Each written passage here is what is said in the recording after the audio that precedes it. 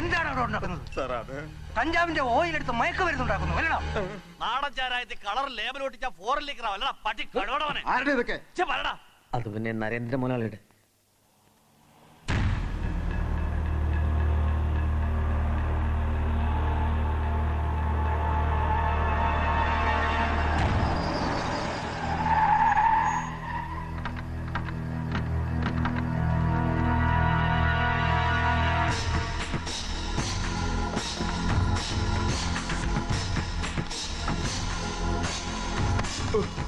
Commissioner ഉണ്ടോടാകത്ത്?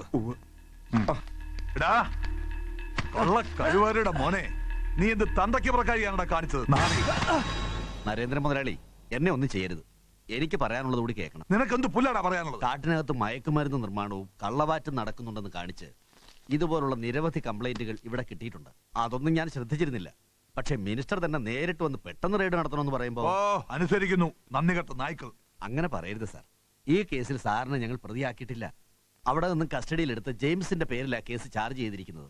തുടർച്ചയായി ഇങ്ങനെ പരാതി കിട്ടുമ്പോ മിനിസ്റ്റർക്ക് ആക്ഷൻ എടുക്കാതിരിക്കാൻ പറ്റില്ല. ഏത് പട്ടികൾക്കാടാ പരാതിയുള്ളത്? സാറിന്റെ കള്ളുഷാപ്പിൽ ഇതിനു മുമ്പ് ജോലി ചെയ്തിരുന്നവരാ. മാർക്സിസ്റ്റുകാർ, യൂണിയൻ നേതാക്കൾ, ഒരു സുഗുണനും ചന്ദ്രനും. സുഗുണനും ചന്ദ്രനും, ചതിക്ക് ചതി. അതാണ് എന്റെ വഴി. സുഗുണനും ചന്ദ്രനും അവന്മാരെ എനിക്ക് വേണം. അവർക്ക് യാതൊരു സംശയവും തോന്നാതെ ഞാൻ പറയുന്നത് നീ എത്തിച്ചു തന്നാൽ മാത്രം മതി. എന്താ നീ ആലോചിക്കുന്നത്? ഒന്നുമില്ല. ഞാൻ ആവശ്യപ്പെട്ടത് ആദ്യം ജോലി, പിന്നെ ശമ്പളം. അതാണ് നരേന്ദ്രന്റെ ശൈലി. നീ ജോലി പൂർത്തിയാക്കുന്ന നിമിഷം നിന്റെ പണം തന്നിരിക്കും. ശരി.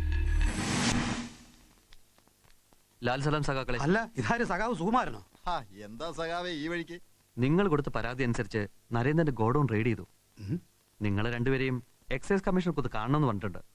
പെട്ടെന്ന് കൂട്ടിക്കൊണ്ടുവരാനാ എന്നെ അയച്ചത്.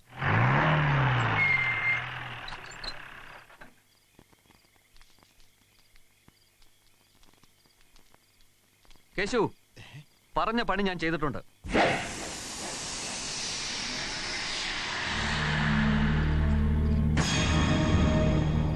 സുകുമാര, നീ ഞങ്ങളെ ചതിക്കായിരുന്നല്ലേ?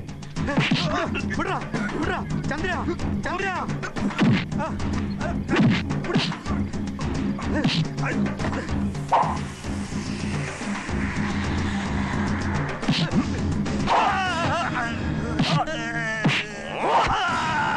സുഗുണേട്ടാ, വിടറാ.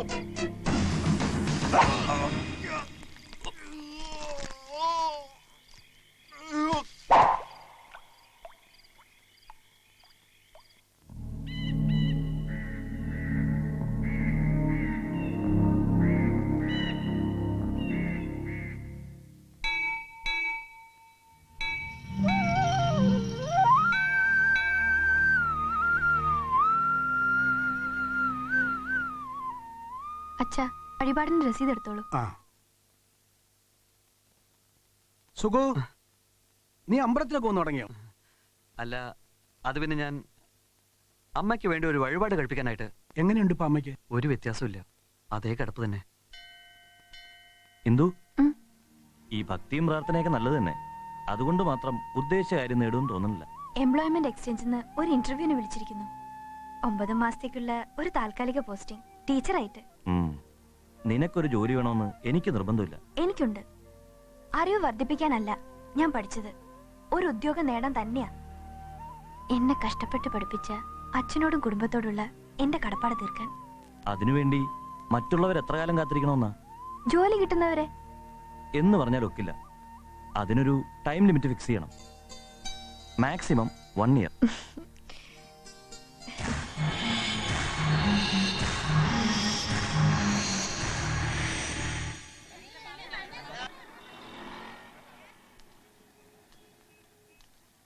നമസ്കാരം.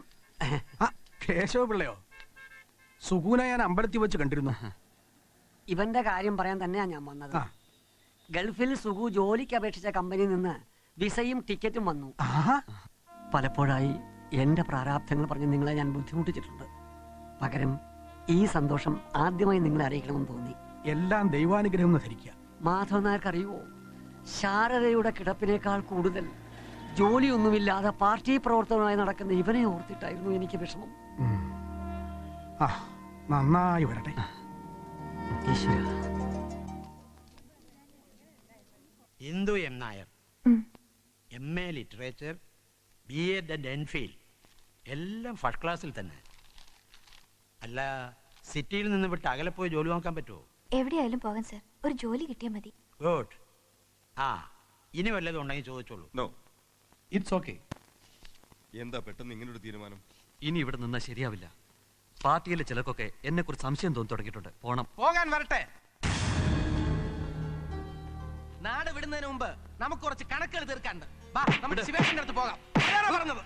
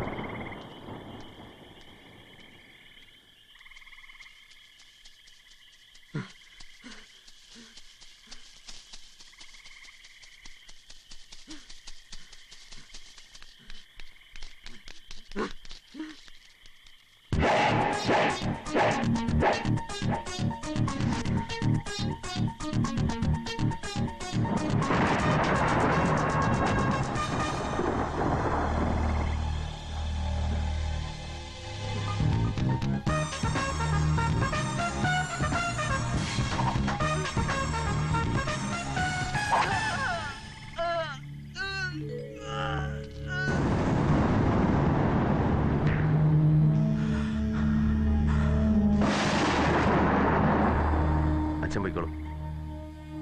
പോകാനല്ലേ പറഞ്ഞു. ഇവിടെ ഒന്നും നടന്നിട്ടില്ല, അച്ഛനൊന്നും കണ്ടിട്ടില്ല. മനസ്സിലായില്ലേ? പോകാൻ പോകാൻ.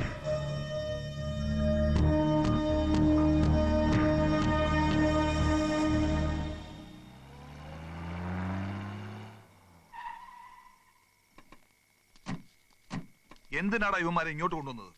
ആരെങ്കിലും കണ്ടാൽ? മുതലാളി, അത് സുകുമാരനെ അവന്മാര് തട്ടി. ഇവര് കഷ്ടി രക്ഷപ്പെട്ടതാ. ഇനിയും പുറത്തു നിർത്തിയാൽ വേണ്ട. ഇവന്മാരെ കോയമ്പത്തൂരേക്ക് പറഞ്ഞു വിട്ടേര്, നമ്മുടെ ബോട്ടിലിംഗ് സെന്ററിലേക്ക്. അവിടെയാണ് കൂടുതൽ സേഫ്റ്റി. ബാക്കി കാര്യങ്ങൾ നമുക്ക് ആലോചിച്ച് ചെയ്യാം. പൊയ്ക്കോ. ശരി.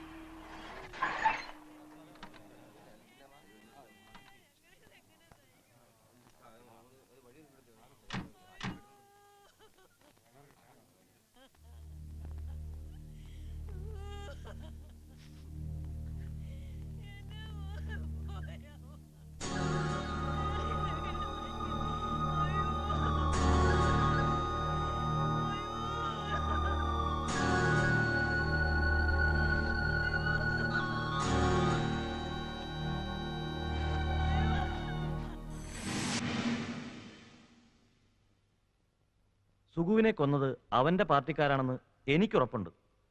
മുമ്പ് സുഗുണനെയും ചന്ദ്രനെയും കൊന്ന കേസിൽ മാർക്സിസ്റ്റ് പാർട്ടിക്ക് അവന്റെ പേരിൽ സംശയമുണ്ടെന്ന് ഇന്നലെ അമ്പലത്തിൽ വെച്ച് കണ്ടപ്പോൾ സുഗു എന്നോട് പറഞ്ഞിരുന്നു. അതുപോലെ നമ്മളുമായി നടത്തിയ രഹസ്യബന്ധത്തിലും.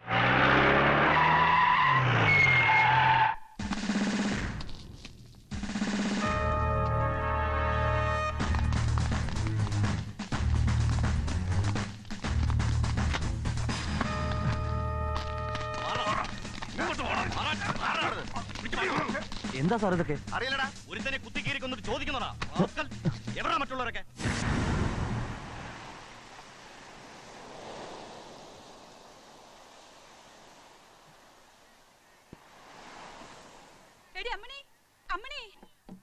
എന്നാ അമ്മച്ചി? എടി തുറയില് പോലീസ് ഇറങ്ങിയിരിക്കുന്നു. നീ ചാരായ കുപ്പിയൊക്കെ എടുത്ത് അകത്ത് പോയി അതിന്റെ കുപ്പി കൊണ്ട് വന്നോ.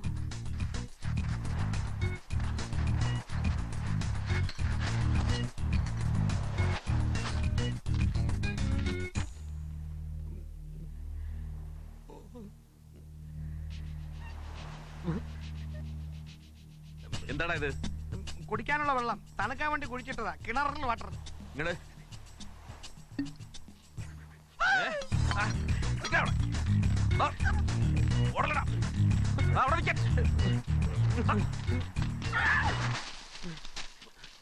ഇങ്ങോട്ട് വാടാ. അടിക്കരുത് സാറേ. അകത്താരെങ്കിലും ഉണ്ടോടി ഇനി? നിന്റെ മോള് പെണ്ണങ്ങ് വളർന്നു പോയല്ലോടി.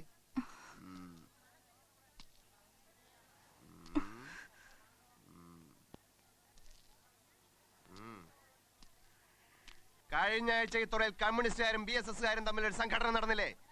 അതിലൊരു കമ്മ്യൂണിസ്റ്റുകാർ ഇന്നലെ രാത്രി കൊല്ലപ്പെട്ടിരിക്കുകയാണ്. സത്യം പറ, ഇനി ആരൊക്കെ അവിടെ BSSകാരുള്ളത്?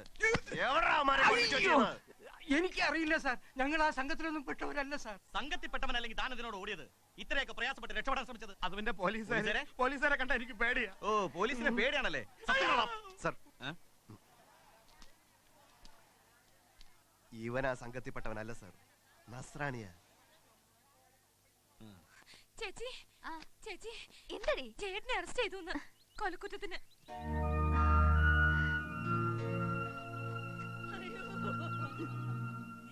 എന്റെ കുഞ്ഞ് ഞങ്ങളെ വിട്ടേച്ചു പോയപ്പോ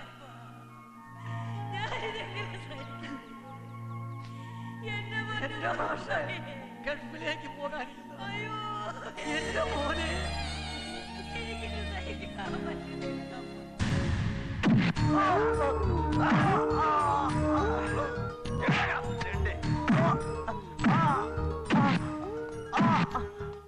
ഫോണുണ്ട്. പിന്നെ വിളിക്കാൻ പറയടോ. സർ, താൻ എവിടെ പോയി കിടക്കായിരുന്നോ? ഞാൻ ആ മർഡർ കേസിൽ പിടിച്ചവരെ ക്വസ്റ്റ്യൻ ചെയ്യായിരുന്നു. ASP ഇവിടെ ഇല്ല സർ. ഈ കേസിന്റെ ഇൻവെസ്റ്റിഗേഷനുമായിട്ട്. വേണ്ട, ഈ കേസ് താൻ ഇനി അന്വേഷിക്കേണ്ട. ASPയോടും പറഞ്ഞേക്ക്. താൻ ഇങ്ങോട്ട് വാ. സർ, റാസ്കൽ കാഴ്വരവൻ. എന്താണ് സർ? ആ നമ്പ്യാരെന്നെ വിളിച്ചതാ. ചേറ്റ പാളയ സ്റ്റേഷൻ എന്റെ കീഴിൽ വെറും PC ആയിരുന്നവനാ നാറി. CMന്റെ കുണ്ടി വാങ്ങി അവനിപ്പ PI. ASPയുടെ പോസ്റ്റും. കഷ്ടപ്പെട്ട് നമ്മള് കേസ് അന്വേഷിക്കുക, പ്രതികളെ പിടിച്ചോണ്ട് വരിക. എന്നിട്ടിപ്പ പറയുന്നൊന്നും വേണ്ടെന്ന്. ബാക്കി പറയാൻ എന്നെ അങ്ങോട്ട് വിളിച്ചേക്കുവാ. ASP ഒന്നാ പറഞ്ഞേക്ക്, ഞാൻ അങ്ങോട്ട് കെട്ടിയെടുത്താന്ന്. ശരി സാർ. എന്താ സാർ, എനിക്കൊരു പരാതിയാണെങ്കിൽ എവിടെ കൊടുത്തേക്ക്?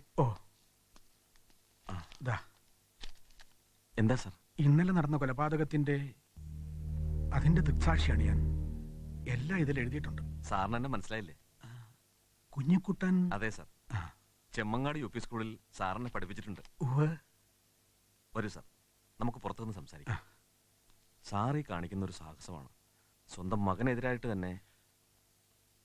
ഇവിടെ എത്രയോ കൊലപാതകങ്ങൾ നടക്കുന്നു. കള്ളക്കടത്ത്, പെൺവാണിഭം, കള്ളനോട്ടടി. ഇതിലെ കുറ്റക്കാരെ പോലീസുകാർക്ക് അറിയാഞ്ഞിട്ടല്ല. പ്രതികൾ ഭരണകക്ഷിയിൽപ്പെട്ട ആളാണെങ്കിൽ കേസെടുത്തവൻ പെടും. അവന്റെ തൊപ്പി പോവും. ഇല്ലെങ്കിൽ ട്രാൻസ്ഫറോ സസ്പെൻഷനോ ഉറപ്പ്. ഈ കൊലക്കേസ് തന്നെ തുടർന്ന് അന്വേഷിക്കേണ്ടെന്ന മോളിൽ നിന്നുള്ള ഉത്തരവ്. അതിനെതിരായിട്ട് ഇവിടെ ആരും പ്രവർത്തിക്കില്ല. അതിനിടയിൽ ഈ സാക്ഷിമൊഴിക്ക് എന്താവില്ല? സ്വന്തം മകനായ ശിവദാസനെ സാർ അംഗീകരിക്കുന്നില്ലെങ്കിലും അദ്ദേഹത്തിന്റെ പ്രവൃത്തിയെ ആദരപൂർവ്വം നോക്കിക്കാണുന്ന ആയിരങ്ങളുണ്ട് ഇവിടെ. എന്തെങ്കിലും കാരണമില്ലാതെ സഖാവ് അങ്ങനെ ഒരു പ്രവൃത്തി ചെയ്യുമെന്ന് ഞാൻ വിശ്വസിക്കുന്നില്ല. പ്രവർത്തനത്തിലില്ലെങ്കിലും ഉള്ളിന്റെ ഉള്ളിൽ ഞാനും ഒരു കമ്മ്യൂണിസ്റ്റുകാരനാ. സ്റ്റാലിൻ ശിവദാസനെ ആദരിക്കുന്നവൻ. അതുകൊണ്ട് ഞാനിത് കൊടുക്കില്ല.